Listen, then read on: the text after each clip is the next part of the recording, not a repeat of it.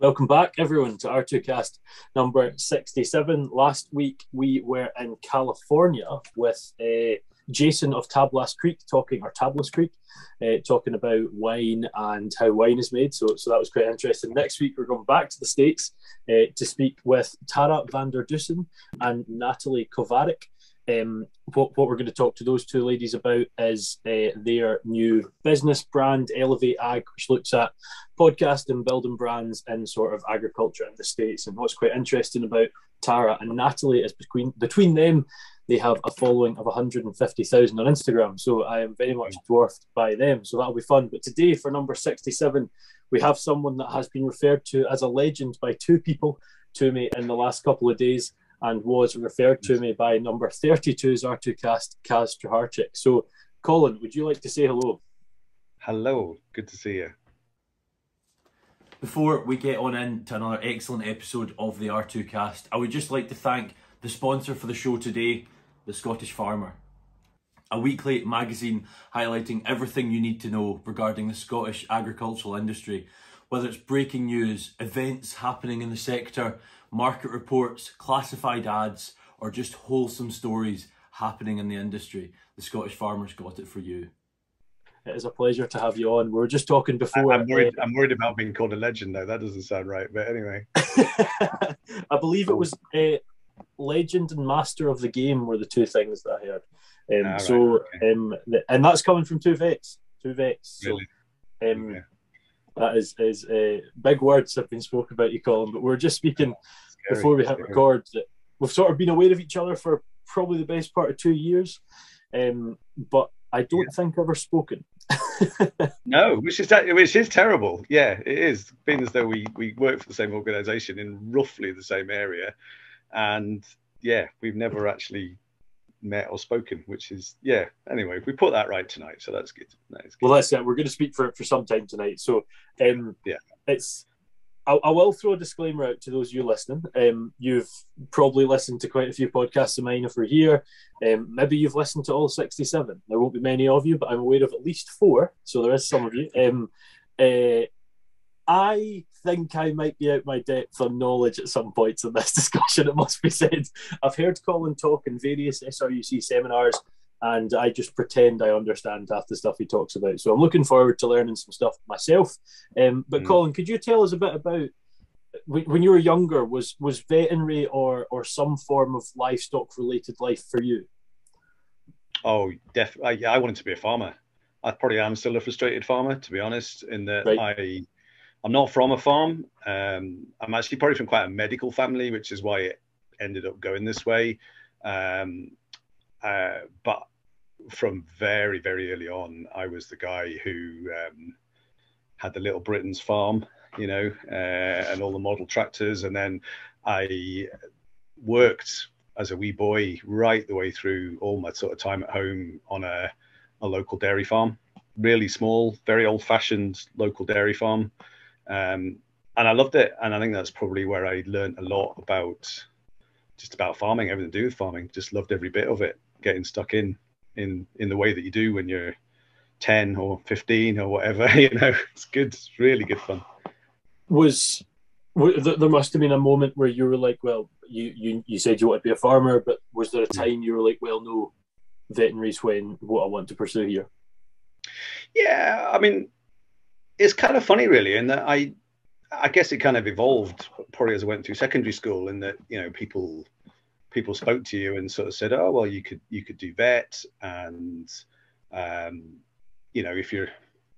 if you've got an animal farming background, whatever, then that's a good career for you. And they said, oh, you could probably do it. So I thought, well, go for it. And it was very much the era of all creatures great and small and all that kind of stuff. So you were kind of inspired by all that, the lifestyle, everything to do with being a vet. And you kind of got to thought, this is for me. And that was the sort of positive. I guess I also thought, and it's quite interesting in the context of, what you do, Wallace, is that I probably thought, I don't know how I would get into farming back then. I wasn't from a farming family. I wasn't from a farming background. And I was thinking, well, how would I find a route in if I wanted to do that? So vet was my route in, really, to be honest, which worked for me. So that was good. It's quite interesting that there's a girl from the village I'm from, on Arran, whose parents are both doctors, and she's very clever herself. And since she was 9, she's been up on our farm, just part of it, you know, just an unpaid worker, really. That was me as a kid, definitely. Yeah. I just was there constantly, you know, and yeah, they couldn't keep me away. Didn't really get paid. Well, I did eventually get paid, but to start off with, I was just a sort of a shadow to the whole thing, you know. Yeah, but that sort of that experience as you get into the industry is priceless, you know. Very worthwhile. So you obviously got into uni and went. Did you go straight to uni from school? Straight to uni from school. Yep. Went to. I was from Cheshire originally, so Cheshire Dairy Farm and Cheshire Life didn't know anything different. And my folks saw us. My mum's from the borders, and actually my mum and dad met in Edinburgh. And so known Edinburgh all my life as well, growing up. And yeah, I wanted to get as far away from home as possible, so I went to Edinburgh, and that was great. Not because I wanted to get away from home as such, but it was just good to get free and get going. And yeah, had a brilliant time at Edinburgh University. It was fantastic. Loved it. Are you speaking about the evenings and the nights, or are you speaking about the time? Everything. Yeah, there was a lot of fun had, and actually the vet community, like the vet school, there was far fewer in a year in those days. I think I can't remember how many were in a year now. Certainly less than 100. It was probably about 70 or 80, something like that. So far fewer than what's there now, and it was a really tight knit group of people. You didn't know everybody, obviously, but it was small enough that you did know everybody, and therefore it was quite a good sort of work hard, play hard community, definitely. And we did work hard, but we did play hard as well. It was a lot of fun, great fun. Yeah, it's an important part of uni. It's just as important as the learn. Yeah, absolutely. Yeah, and you know, lifelong friends that you made there. That yeah, always be there. So it's been good. Yeah, we had a good year. We were really lucky with who we had, I think.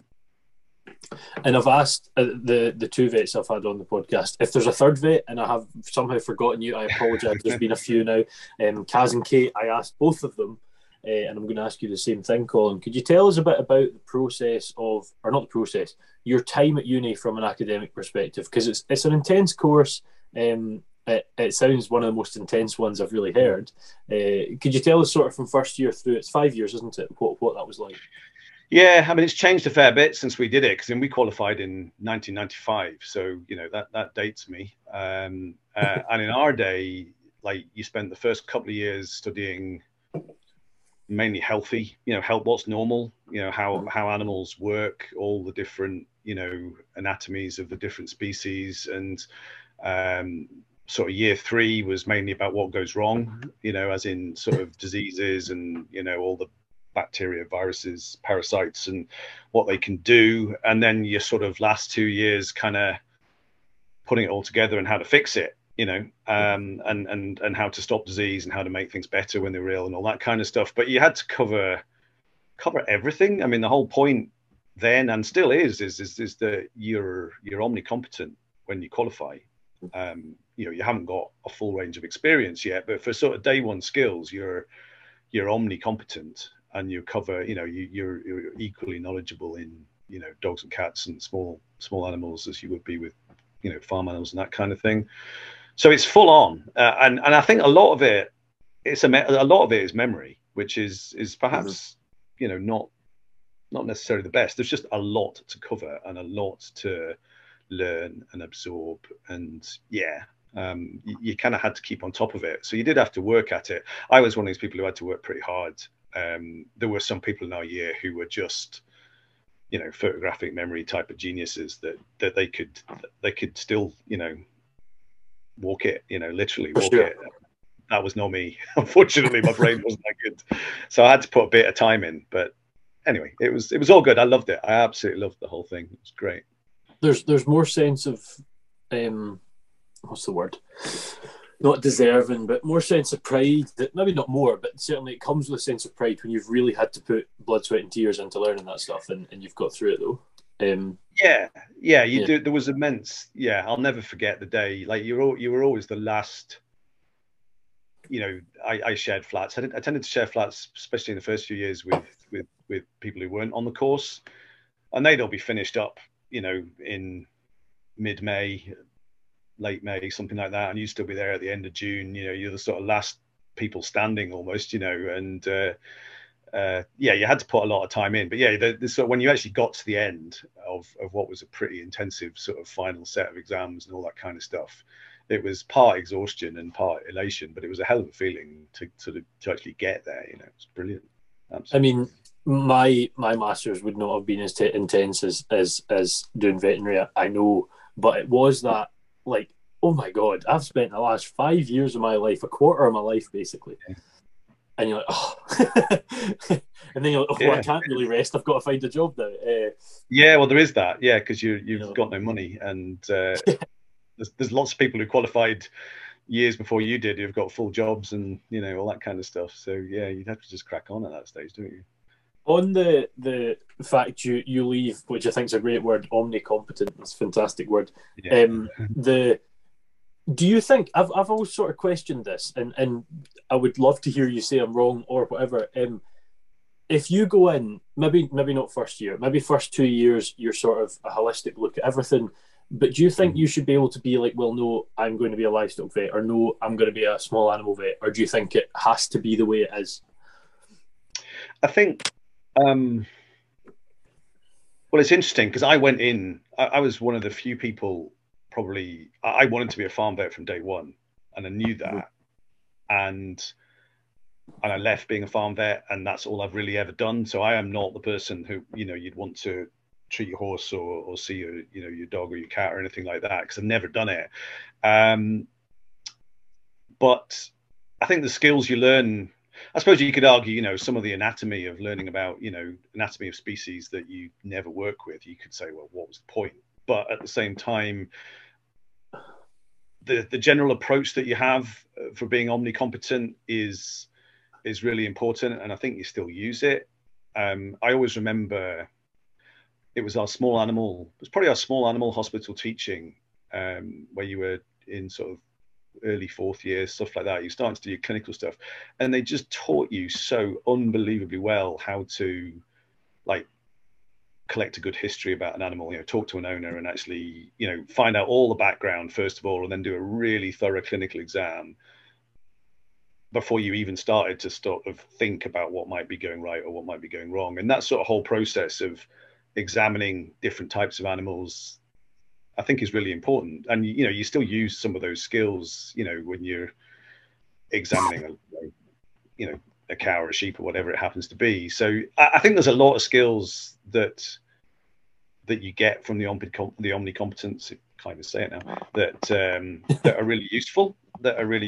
I mean, I think the challenge now is because, like, the course just is getting, you know, potentially getting bigger and bigger all the time, because, you know, knowledge is increasing all the time. So it's what you choose to leave in and what you choose to leave out. And I think there is increasingly a recognition now that you need day one skills, and you're still learning quite a lot on the job once you started. You know, there is still quite a lot to learn and quite a lot to hone your skills. And it's at that point where you probably do go down a route a bit more. That said, you know, take Scotland or a lot of rural areas right across the UK. You know, I mean, I would be quite unemployable in a lot of practices in Scotland, if you think about it, because I don't have companion animal experience or horse experience, and you still, you know, mixed practice, omnicompetent vets are still very much needed in a lot of areas. Now, that's not to say I probably couldn't go back and learn it, you know, or refresh it, but I'd be pretty rusty, and it would be pretty scary, you know, if you think about it. Yeah. And you know, so there still is very much a demand in large parts of the country for mixed vets still. So you might spend a lot of your time doing, you know, one species, but there is still a requirement to do other things. It's a real challenge that the profession's got, I think, is how you can be really specialist on the one and retain that sort of broad base that is still required, you know. It's funny, Kaz that's listening, I filmed a podcast with him, Cameron Wilson, who you may or may not know is a YouTuber. Yeah, Kaz and him are good mates, and I used to film co-host with Cammy, and one thing Kaz said, it's became a bit of a running joke, was if you're if you're a small animal vet out with Northumberland, it doesn't matter. was the sort of joke that he'd said. I don't think he realised I was going to take it as far. I've said it a few times now, but there's, I think in everything, there's two ways you can go down a route. You can either generalize or you can specialize, and both are just as important as each other. You've said down the specialization route, but and you mentioned a good point there. Sorry, Colin, you can. So I was going to say, there was some fantastic mixed practice vets, and they genuinely are, general practitioner is still very much required. So there's some really good ones out there. Oh, absolutely. And you mentioned there, it's something I'd never really considered. Maybe I had, but not really noticed. You've almost got to be a counsellor as well, because you're dealing with emotions of an owner. You're dealing with so much more than just, I have to fix this animal. Maybe more so on the companion side, but there's still a connection to farm stock as well. Oh, definitely. There's definitely an emotional side to it, and I actually think on the farm side, increasingly with what so much of it is people really now, and it's not that the animals are not important, but with a lot of farm stuff that you do, it's trying to persuade people to perhaps do something differently, or to persuade a team of people to perhaps do something differently, or think about something in a different way. So a lot of it is people rather than animals. And that's not to say the animals are not important. Clearly they are, but the people side of it is massive. And the emotional side of it, it's different on farm, isn't it? All right, the farming is a business, but there's still very much an emotional tie to the animals that they have. And there's a lot of stress involved with it, isn't there? The economics of it can also be stressful. So there's all sorts of angles to it, but there's definitely that welfare, emotional side to whatever bit of vet medicine you're doing, I think. Oh, it's gotta be. With one, it's kind of a similar question to what I'd already asked, but on that vet school side of things, you've got that thing, you're covering everything. Do you get a chance to focus on bits, or is that just not happen? Is there projects or something like that where you get? There is, and and there is more now than there was then. Right. So there was particular projects that you could take on, that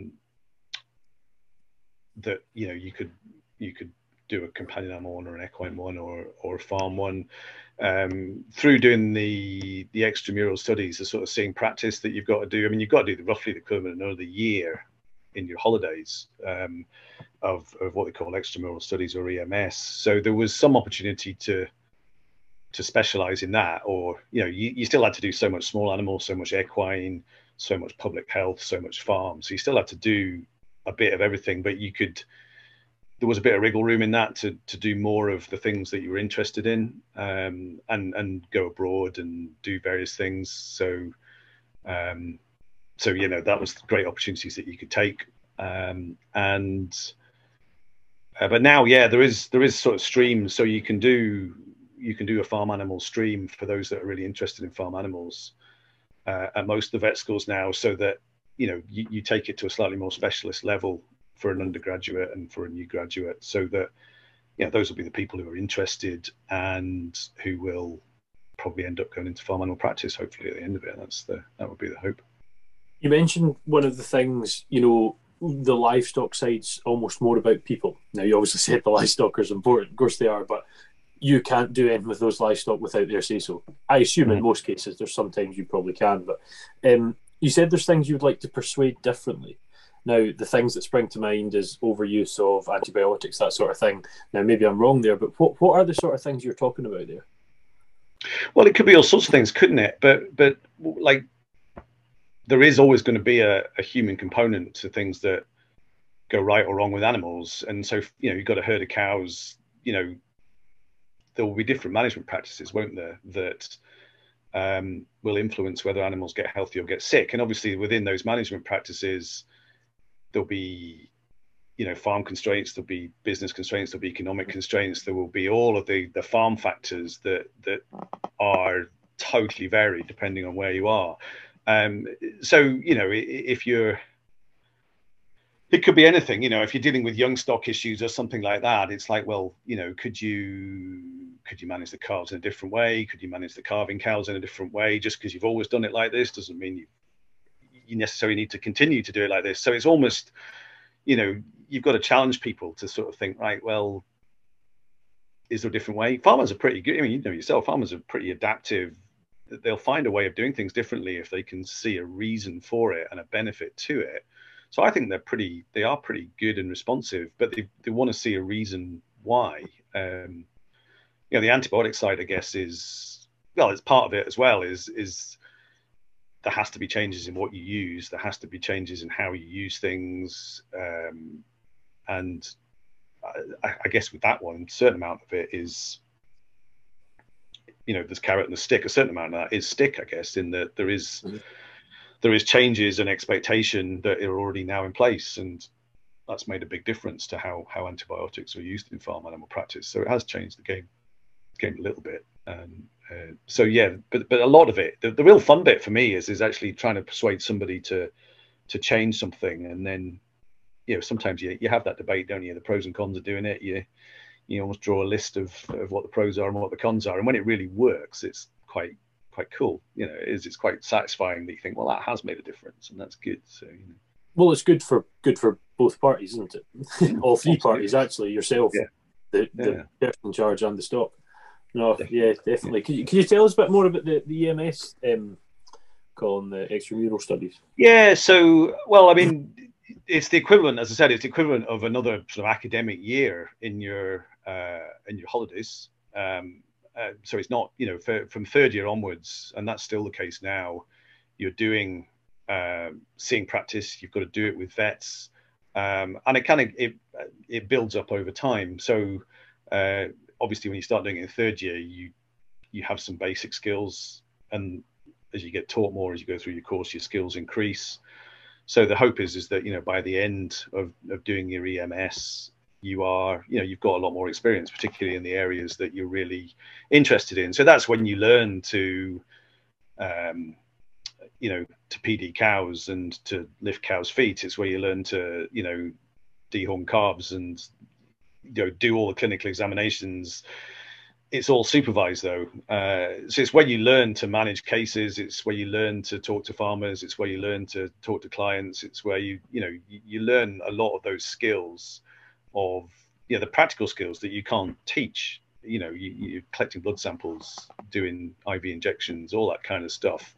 You know, the practical skills that you just have to do, and, you know, over time you get better at them. So that's how it is. And yeah, for me, if I can think back, you know, I did most of mine at a brilliant practice in Macclesfield in Cheshire, which was genuine mixed practice. So I could do small animals there, I could do equine there, I could do farm animal there, and I probably did sneak out on more farm calls if I could, if I'm honest, just because that's what I was interested in.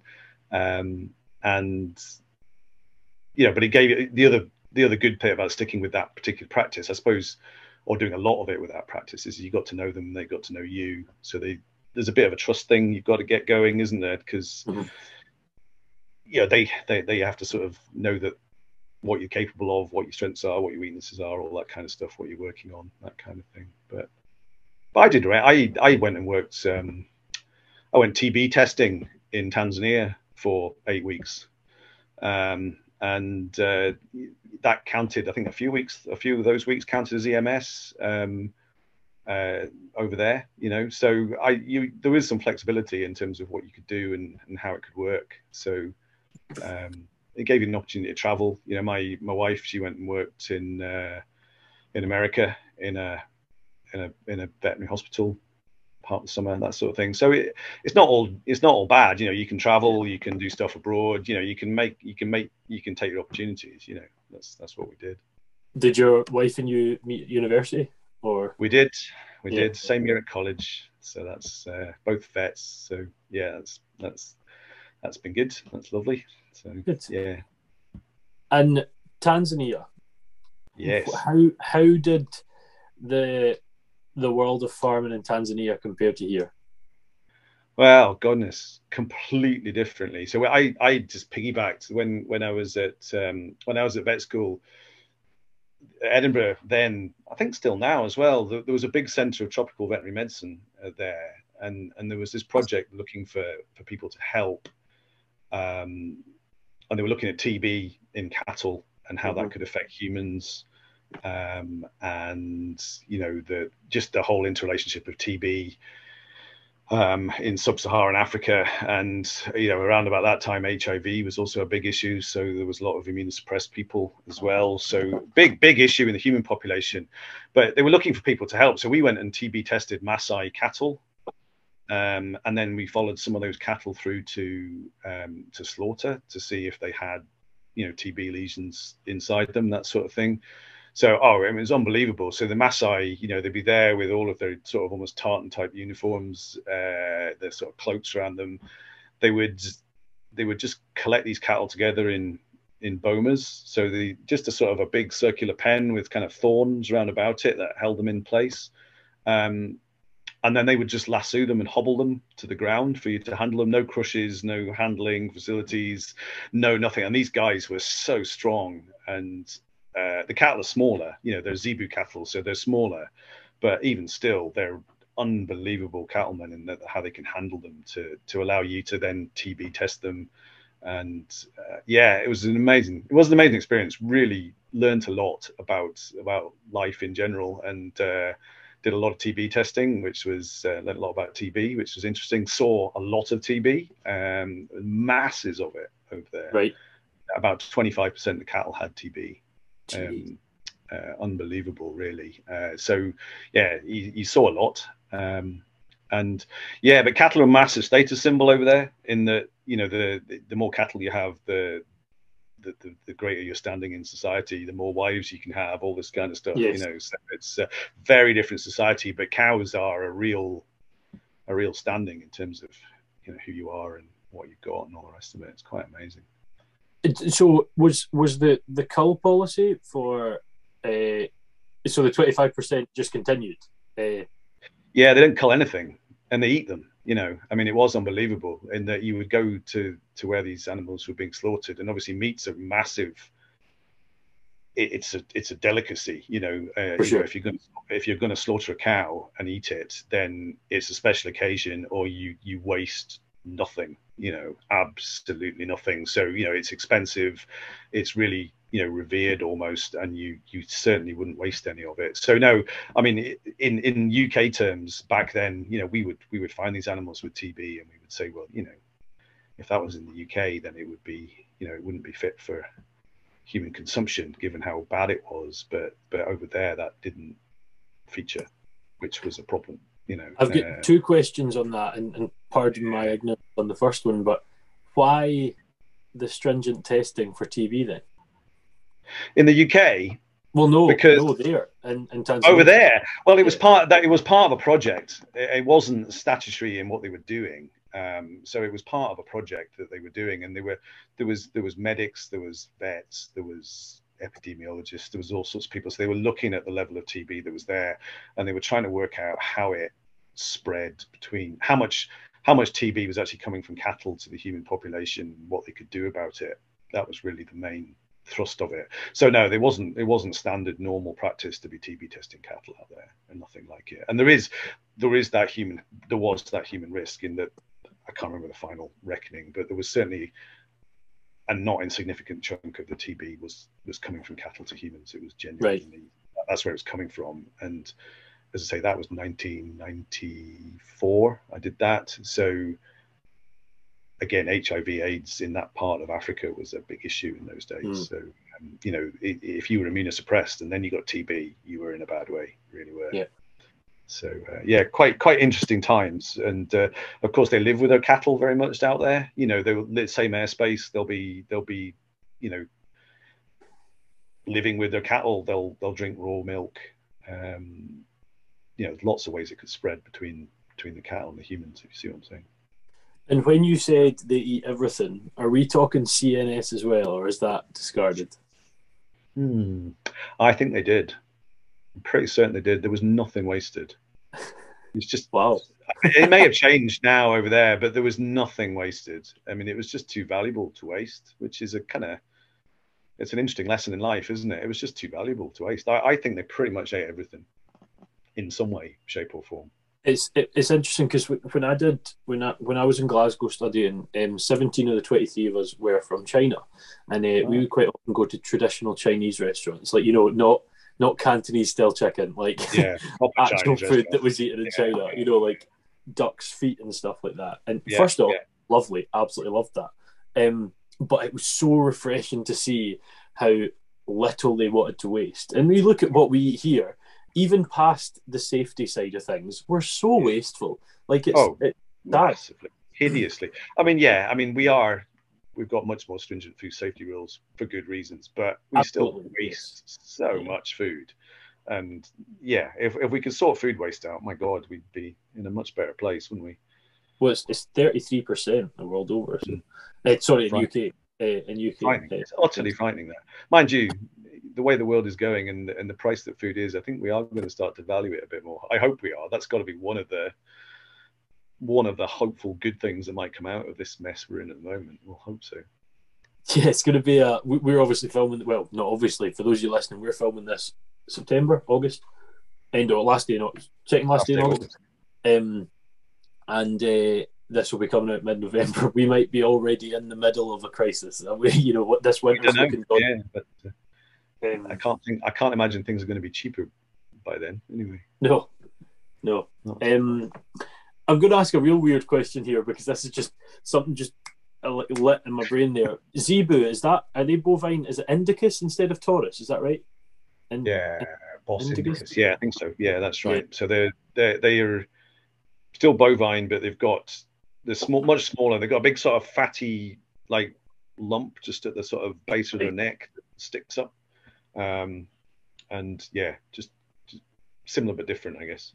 Does that lump have any use?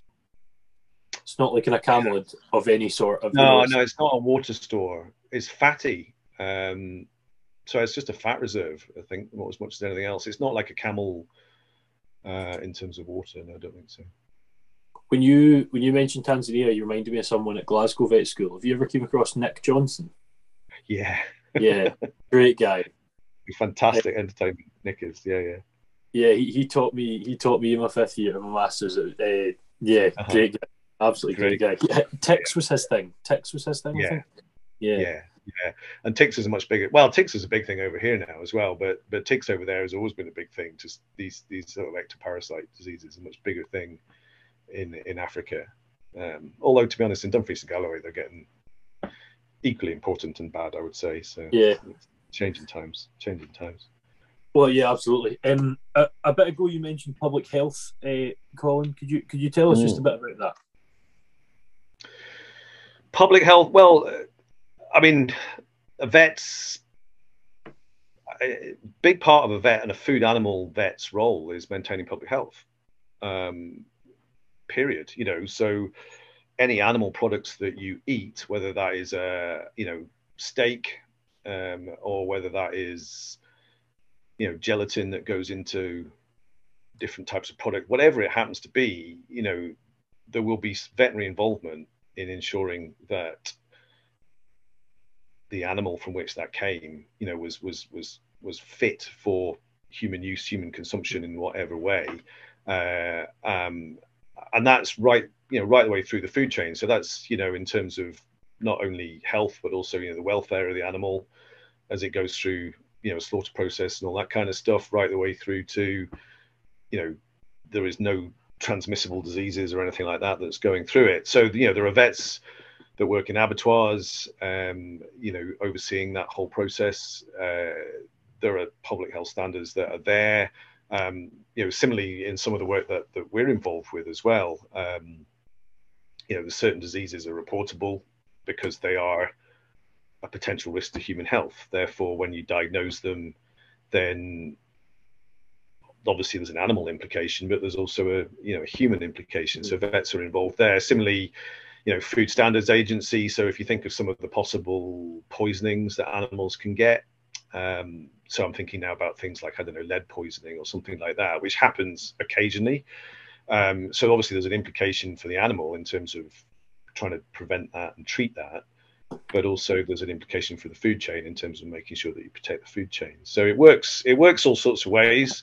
But a big role of a vet, obviously, you know, the number one sort of headline roles are about, you know, animal health and welfare, and, you know, your sort of your ultimate oath to the welfare of an animal. But in the food side, there is a big component of protecting the food chain, protecting people. It's maybe perhaps less understood than some of the roles of a vet, I guess, but it's nonetheless important. And we've sort of jumped back and forth. It's quite good to hear that story that way. You've just left uni, Colin. What was next? So I went back to Cheshire, not because I really planned it as such. I didn't really have a plan. I knew I wanted to do farm animal work, and didn't really want to go into mixed practice. I was totally, I want to go into farm animal practice, and there wasn't that many farm animal only practices in 1995. There's a lot more of them now. You know, it's very much simpler to go into farm animal only practice now compared to what it was then. And yeah, a job came up at a very large veterinary practice in Cheshire, Willow's Vet Group in Cheshire, and they had a farm animal department. And I just jumped right in. I went for the job and was lucky enough to get it as a new grad. And so there's 12 farm vets as a team that we just did nothing but farm work. We were the farm team. And for me, as a new grad, that's just the perfect place to get started, because you very quickly gain the experience that you need. You know, so when it comes to, you know, doing carvings or various bits of surgery, or, you know, a lot of the common tasks, you do so many of them that you get used to them quite quickly. So it's a great way to start. So I was really lucky, well supported in a new practice, and yeah, really loved it. And how long were you there for? Was there for 5 years, and I suppose Carol and I got married during that time as well. So, you know, we're at that stage of life where we're always having to think about both of our jobs rather than just mine. So Carol got a job around there as well, and that all worked pretty well. Yeah, it was really good. It was really, really good. Cheshire was good fun. It was that stage of life where sort of, you know, just left uni, got money for the first time, didn't have too many responsibilities in life in terms of, you know, family or mortgages or anything, you know, like that. So yeah, we could enjoy life. So we worked blooming hard, but we, you know, it was that stage of your life in your sort of mid-20s. It was good fun, really good fun. It is good fun. Yeah, definitely. So yeah, so we had a great time, and it was a nice part of the world to live in as well, because we were quite close to the motorway. I guess we were like right on the motorway, but you know, you were quite easy to get to. So it was easy for us to go places, and it was also good for people sort of dropping in and seeing you as well. You know, so it was quite central in the UK. It was good. It was quite handy. Was a move to, well, it wouldn't be SRUC then, SAC next, or was there something in between? No, that was next. In that I guess, like, we loved it, but I guess Carol and I, we got to that point where you kind of thought, we were two young vets, two on-call rotors. We always used to joke. We lived on a farm. We rented a house on a farm, and, you know, I'd be driving out the drivers, she was driving in, or vice versa, you know, and you kind of thought, well, this, you know, for 5 years, it was brilliant. You know, you just lived the life. But you did get to that point where you kind of thought, we probably can't carry on living a life just quite like this if you're trying to get a little bit more stability in it, you know, because yeah, it was pretty bonkers in terms of how we worked then. So yeah, we kind of had this notion that we would move back to Scotland, and Carol's from Glasgow, and I had family connections in Scotland, and we thought we'd like to move back to Scotland, but we didn't really have a specific plan. I knew that I wanted to try and stick doing farm work, and yeah, and we thought about that stage of life, we thought we probably wanted to buy a house and, you know, do all those sorts of things as well. We up until that point we just rented and all that kind of stuff. So yeah, so we thought we'd give it a go, and we kind of thought, well, we'll try and achieve this all in a year or two. It's kind of our 2 or 3 year plan is how we would work our way back up north, and we'd actually done it all, I think, in 6 months. In that a job came up at SAC, and I thought, well, sounds interesting, give it a go, nothing to lose. And what's the worst that happens? You do it for a year or two, and if it doesn't work out, you go back and you've learned some new skills and you've done some new things, and you can always go back to more traditional veterinary practice, I suppose. So we just went for it, and we bought a house and moved north.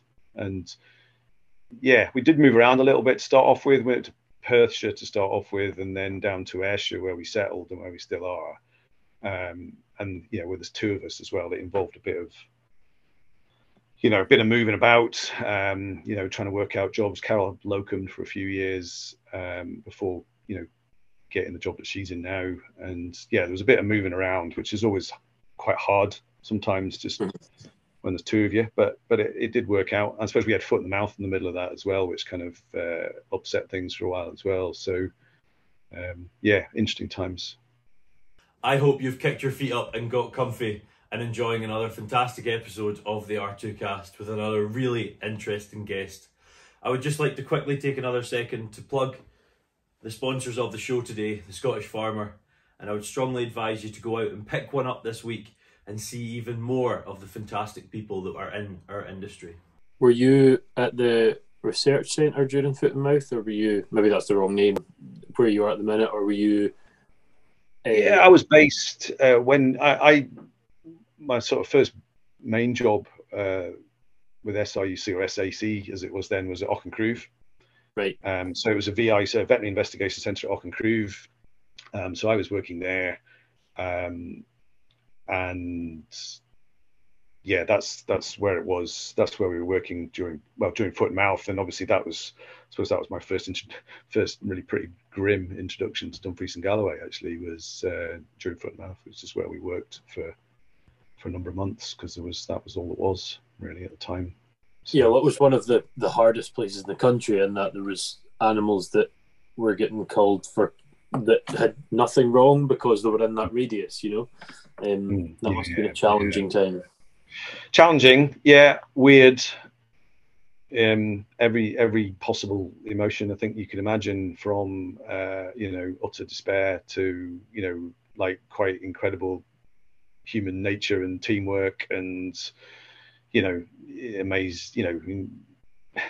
You go through a very difficult time with someone. It's amazing what human qualities that can bring out of people as well. Whether that is on the behalf of the poor farmers that were having to deal with this, or all the team of people around about that were having to deal with it. But yeah, no, it was utterly bizarre and pretty grim looking back at it. But it was just one of those things that you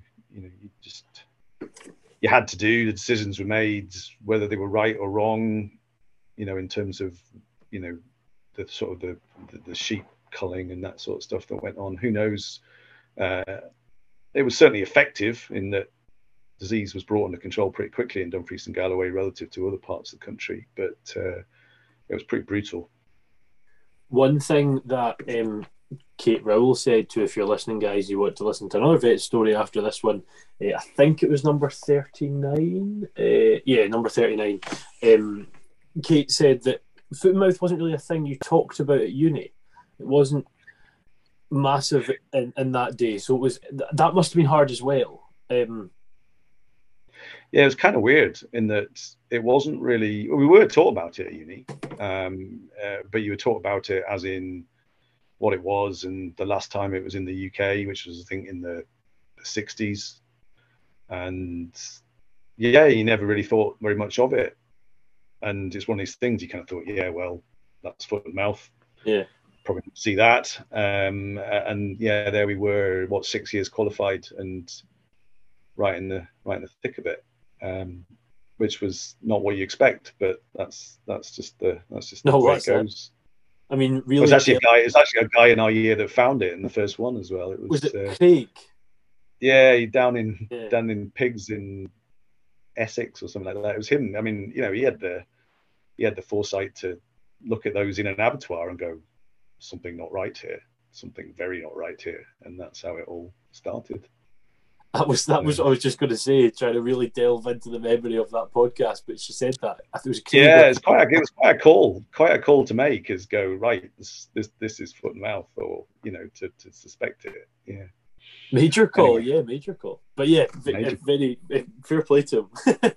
First Yeah, off, absolutely. Yeah. Well, if it hadn't been him who found it, someone else would have found it eventually. But how much longer would it have taken, and how much more damage had been done in the meantime? You know, that's the yeah, thing. that's it. So That's it. So, what's a day in your life like, Colin? From having heard about it, it sounds intense. But tell us, or maybe even a day is not fair because every day will probably be different. What's your job entail? it's quite different. Carol says I'm really terrible at explaining what I do, but you think, having done it for so long, that I should have worked it all out by now. So I suppose my job is not like a traditional vet practice job now. So I work for SRUC, and my job title, I guess, is a veterinary investigation officer, which sounds terribly grand. So there is a lot of variety in terms of what I do and what we do. So for me personally, there's different strands to it, I guess. The veterinary investigation job is, we've got a place based in Dumfries, so we help vets and farmers in our area to investigate disease. So that could be on farm, it could be pathology related, so doing postmortems, it could be lab related in terms of lab tests, and the whole point is to look at disease problems, whether they be individual animals or whether they be herds, flocks, whatever, and try and get to the bottom of what it is, try and get answers.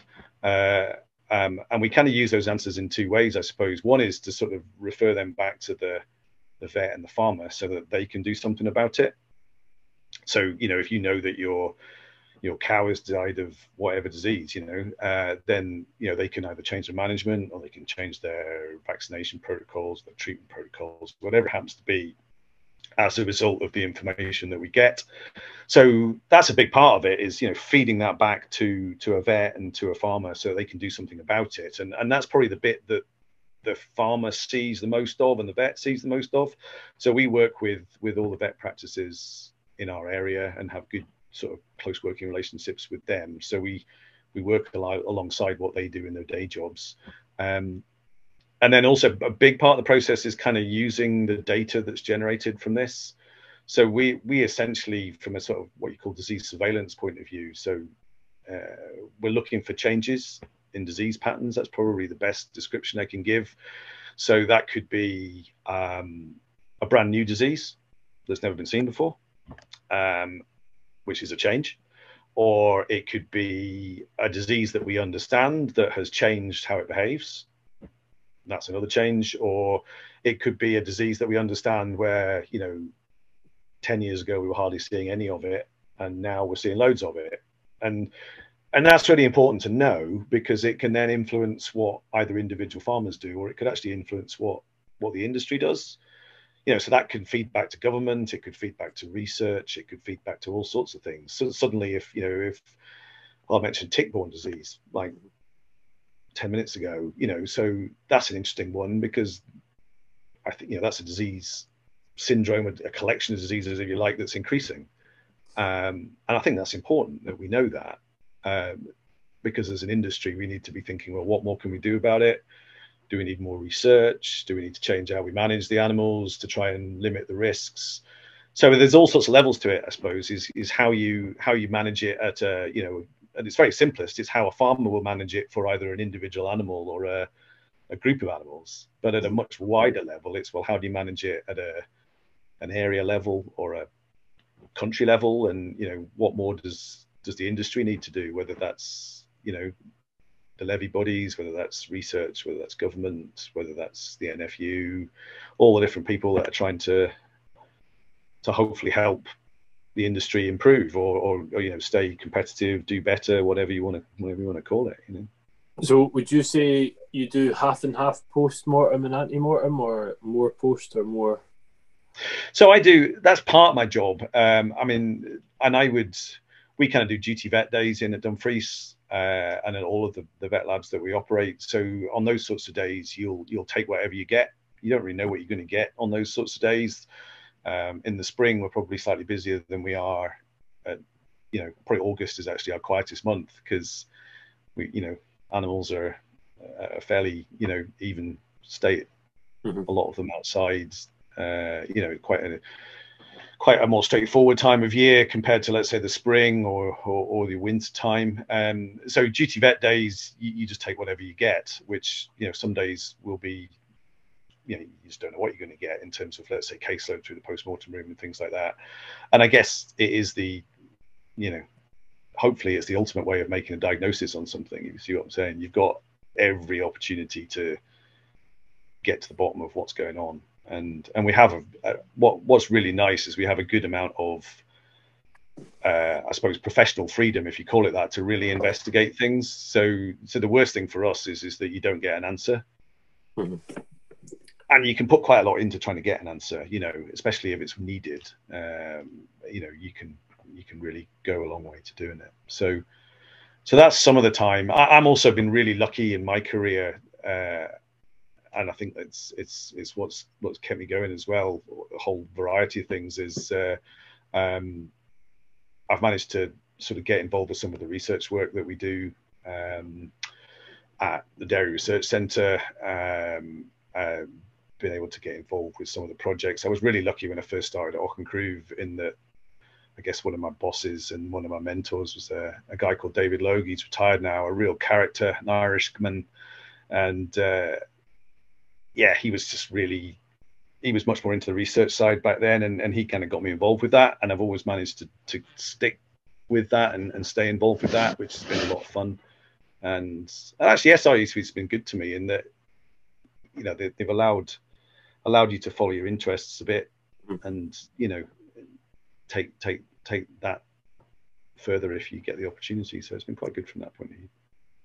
I've just instantly realised I mentioned earlier two previous vets, Hazel Mullins. I forgot to mention you, but Colin, you mentioned research there. Now I understand you can't tell us what research is going on, but what sort of research are you doing? You don't have to go into specifics, obviously, but so there's certain areas that I've been involved with over the years, and it's kind of evolved. Obviously, some of the research that's going on at the Dairy Research Centre, a lot of that is in relation to genetics and environment in terms of the interactions between feeding and genetics, and trying to produce essentially cows that are more productive, more long living, more appropriate to what we need, trying to produce the cows of the future, I suppose. And I've been loosely involved with that and part of that project team, because obviously it's a big wide team, but I'm no geneticist and I'm not a nutritionist or anything like that. But the main areas that I've been interested in have been lameness, dairy cow lameness, which is a big one. And we've managed to have some fun with that over the years in terms of being part of some wider teams as well that have helped our understanding of that. Probably more recently as well, and again, it's young stock disease, dairy calves, which has been really, it kind of completes the circle in a way, in that a lot of the material that we get through the diagnostic lab will be young stock related. A lot of dairy calves, a lot of calf pneumonia, a lot of calf health issues that we see, and therefore it's been quite good fun to get involved with, looking at preventative strategies, treatments, that sort of thing. So probably now more the area that I would be involved in very practically is on looking after dairy young stock and how better to do that. So those are probably the two main areas that I'm involved with just now, which again for me is practical stuff. It's not really really highbrow fancy test tube shaking research. Do you know what I mean? It's more the stuff that you could apply on a farm if you needed to. That sort of just because it's not the highfalutin test tubey stuff does not mean it's not important and it's been applied to no. And I guess that's the other thing as well, is that a lot of our time and I guess your time as well is trying to get this information out there to the industry, whether that's students or whether that's farmers or whoever it is so that you can actually use this information rather than sitting in a textbook or a journal or something like that. It's actually to get it out there. the handy thing about students over farmers is you've got a bit of a captive audience. They're not allowed to leave for half an hour. So. Yeah, that's true. That is true. Farmer meetings. Yeah, you've got to. That's nice. I did some farmer meetings last week actually, and it was great fun because there's still a real nice appetite at the moment. People have just not done it for so long. It's really good to get a bit of chat going again. It's great fun. You know, it's so nice to do these things again. I mean, I know we're doing this over Zoom, but I feel like this is a bit of a positive use of Zoom. I thought Zoom and Teams just got a bit overburdening for a while. It just became relentless. you only realise what you've missed when you start just getting in with a group of people and having a good chat, and just that farmers are great people to talk with, aren't they? Because they tell you what they think, and they do chat well. They do interact really well, so you'd always get good chat going with them. It's good.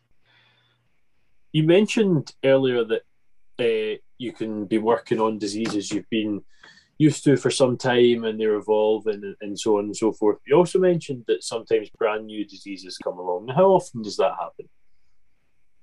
Well, not that often, but it does happen. And it's one of our jobs is to find them, really. That is one of the key things. This is when you get a new and emerging disease is, what is it and what can you do about it? And they do come along. And even within my working lifetime, there have been,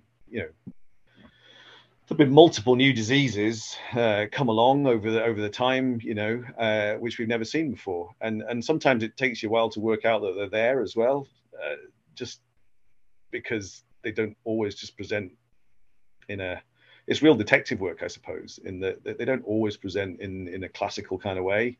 So you kind of have to work your way through them, I suppose. So I don't know, I'm just trying to think of recent examples. Probably one of the best, most recent examples, which is a super cool story if you think about it, is I don't know whether you remember or heard of Schmallenberg disease. I was wondering if you were going to say, yeah, which is, I mean, that's now, it's not actually new, and that's probably what, 8-9 years ago now. Yeah, I don't think I'd started uni, so about that.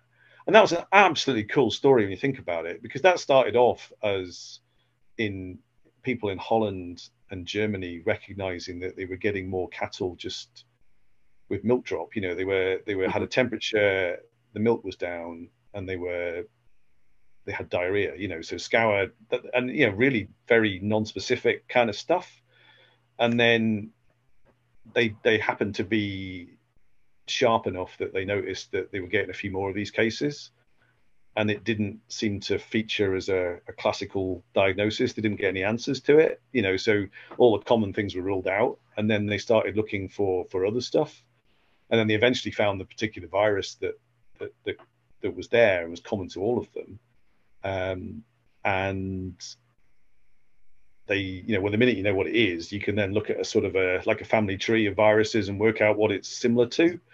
So they very quickly worked out what it was similar to around the world, and they predicted that it might have effects on the unborn calf or the unborn lamb.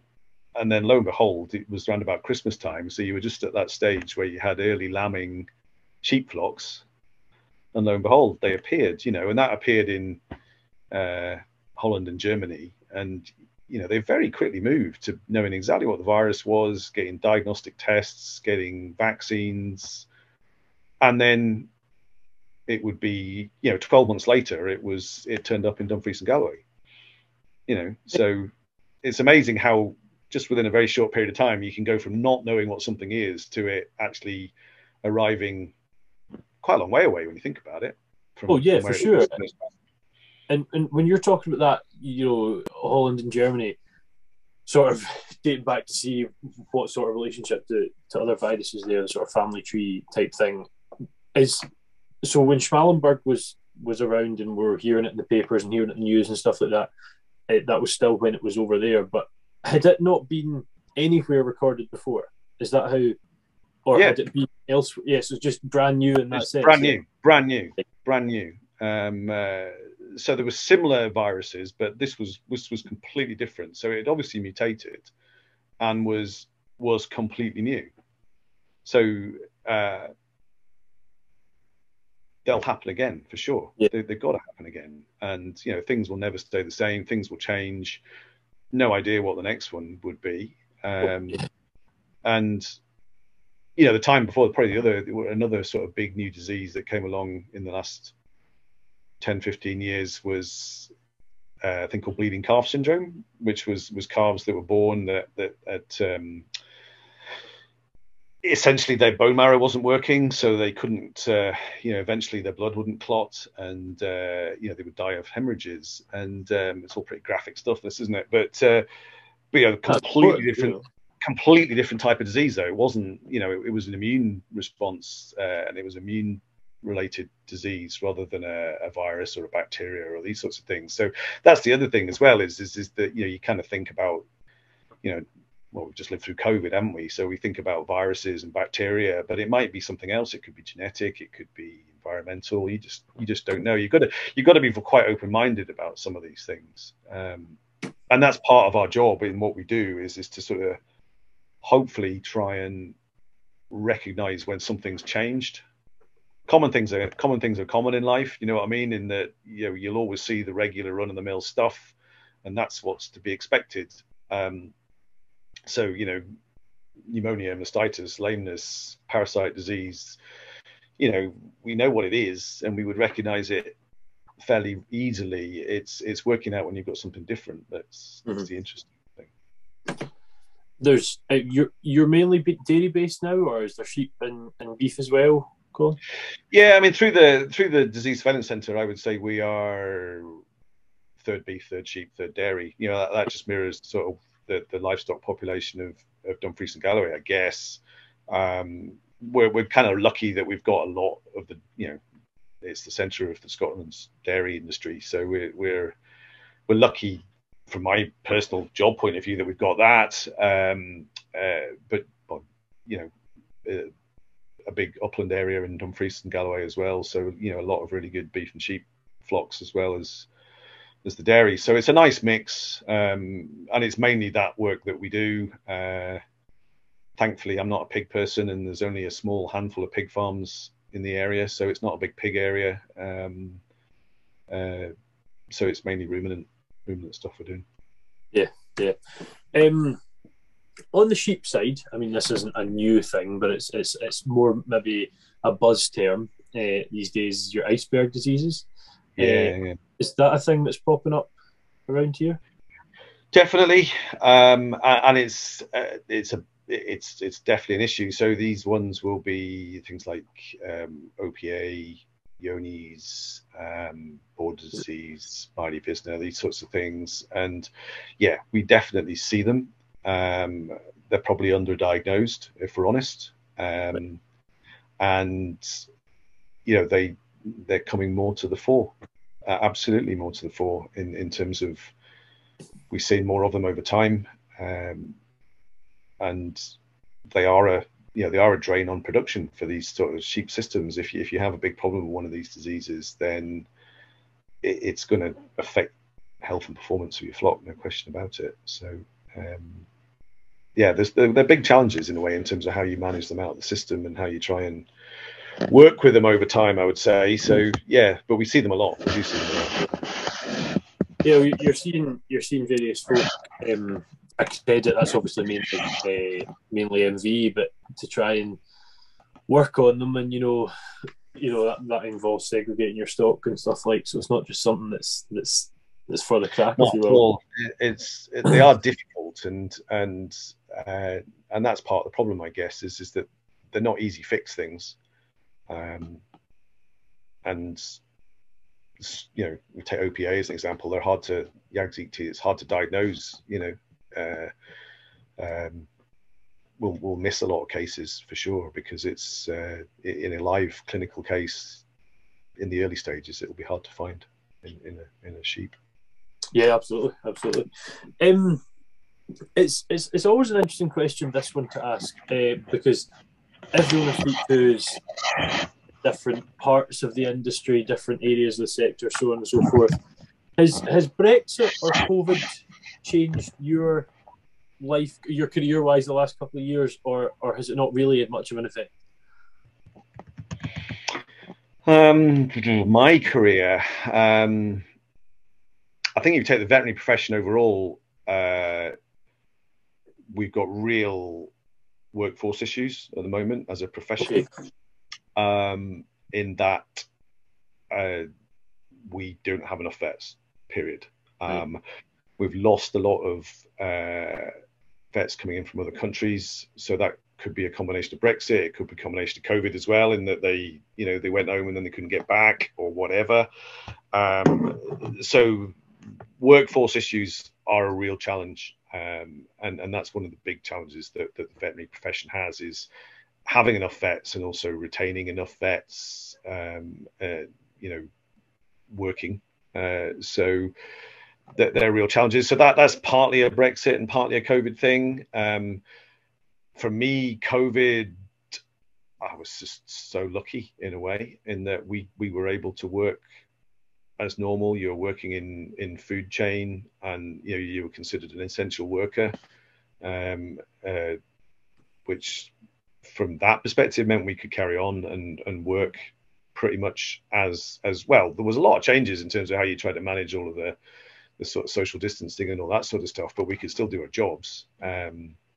Whereas, like, for my wife, working in companion animal work, her job was really disrupted in terms of having to see animals outside, consulting in a car park, doing things on mobile phones, all that kind of stuff. I mean, we're just really fortunate that, well, touch wood, we're out of that now. So I mean, clearly COVID's impacted big time, and workforce, people power issues is going to be a real continue to be a challenge for us at the moment. Yeah, it was a weird time. It's almost becoming more weird when now you look back at it and you kind of think, goodness, that really was odd. Now we've kind of hopefully moved away from it a little bit. So yeah. When you say there's not enough vets, do you mean large animal or do you mean in general? In general. Right. Right across the piece.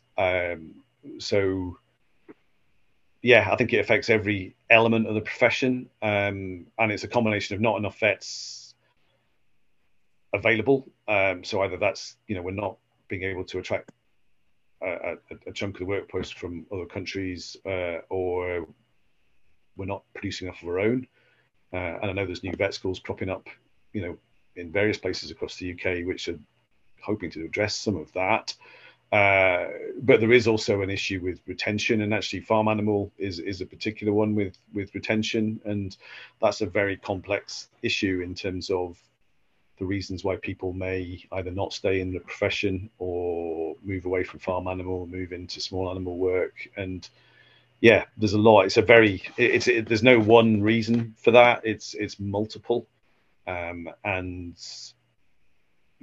it's something that as a profession we are as a profession, working really hard to try and, help and support, particularly, first 5-year qualified people to try and get a good start in their career and move on, and stay. But everybody's situation is different, isn't it? There's always going to be challenges depending on, where you end up and under what circumstances you end up. I know it's a thing we hopefully come out of. It's never nice to see any industry suffer with lack of staff. And I mean, it's just, agriculture's the same at the moment, isn't it? It's not just I think most walks of life at the moment is getting staff is a challenge, and farming will be no different at all. I think if you look up, for example, milking jobs in Dumfries, there'll be loads. There's just endless jobs. Endless jobs. No end of them. And challenging, but it's just how you sort of see a way through it. And it's going to be, I'm all in favor of new vet schools, but we need to work hard at keeping the vets we've got as well, in terms of making sure that they stay in the profession, and they take career breaks, that there's an easy route back in. that kind of stuff. It's really, really important that we do better at that, I think, over time. Yeah, and that's a responsibility that's on the whole industry. It's not just certain people. It's everyone's got to keep it in incentivizing people to stay there, to come back, that sort of thing. Yeah, definitely. Well, I tell you what, Colin, it's been great to chat. I've actually just realised, I was quickly writing a little note there, that you've been the third Colin in 10 R2Kasts. You have a lot of stats, don't you? It's brilliant. Yeah. I'm a bit of a, I think I told you this off camera. I do like sort of number side, but number 57, we had Colin McKinnon, another Colin from Dumfries, talking about young farmers. Number 62, we had my dad, Colin Curry, talking about his life on Arran, and we had yourself today. So it's been great. I love chatting to vets, but I always get this fear that I'm going to sound really silly because not at all on veterinary. Not at all. I found it really interesting. Kaz, I hope I've done you proud and interviewed Colin well enough for you. If not, we'll have to get you on to do another one with him. First off, Colin, I hope you've enjoyed coming on. Yeah, I loved it. It's been good. There is 2 questions that we end every single R2Kast with, however. The first one being, where do you see yourself in 5 years? And the second one being, which is maybe quite important given what we just spoke about, if you had any tips for folk coming into veterinary, what would they be? I think if you're coming into veterinary, I think the main one with that is to be sure and don't rush it. And I think that probably relates into some of the retention issues as well. Is it's a long training, and the job itself afterwards, there's a lot to it as well. So I'm always like, my kids now are kind of, well, one's at university and one's got 2 more years to go at school, and I'm always kind of saying as well, be sure that's what you want to do. Don't rush it. It's a long time at university. If you then get to the other end and you think, don't really like that, and therefore, really, if you're thinking about going into vet, is really be sure it is the job for you. Find out as much as you can about it, and really get to talk to a lot of different vets in a lot of different circumstances, and find out the full extent of what they do, because it's a brilliant career. I can honestly say I love my job. I still enjoy it, but it can have its challenges as well. So be really sure that is what you want to do. Take your time to think about it and research it, and be sure it is definitely for you.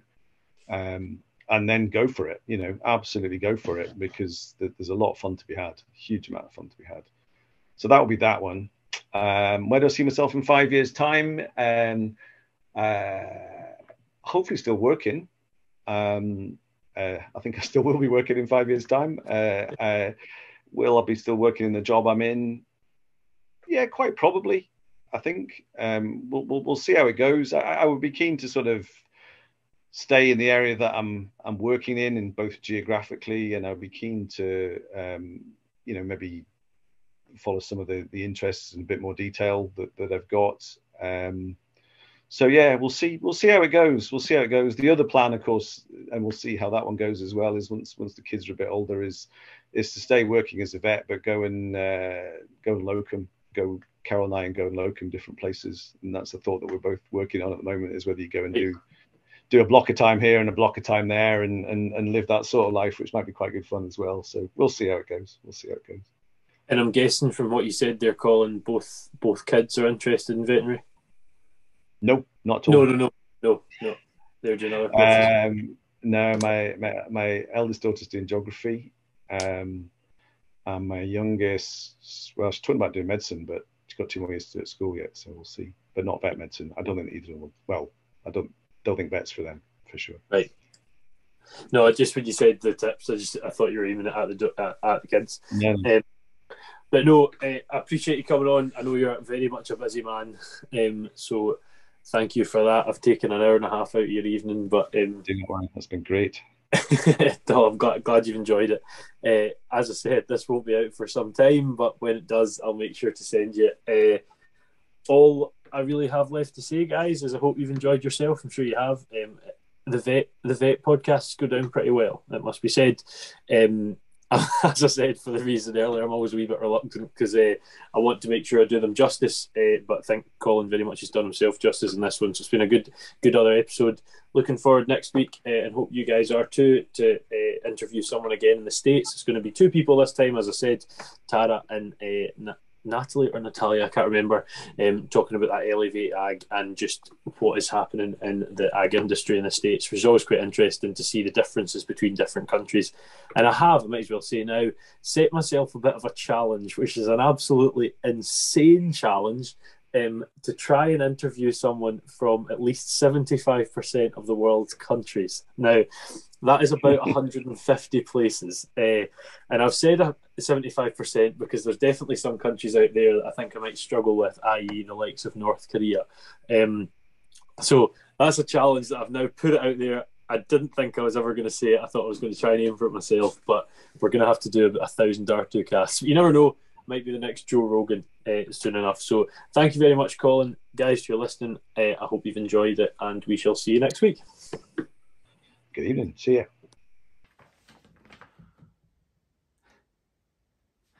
Well, that's it. Another R2Kast finished. Another agricultural mind opened up. And I would just like to say that getting these guests on board, it does take time, and it always has done. But I've now went weekly, and with that comes even more time required. And I would just like to finally thank once more the Scottish Farmer for sponsoring the show and making that much more possible.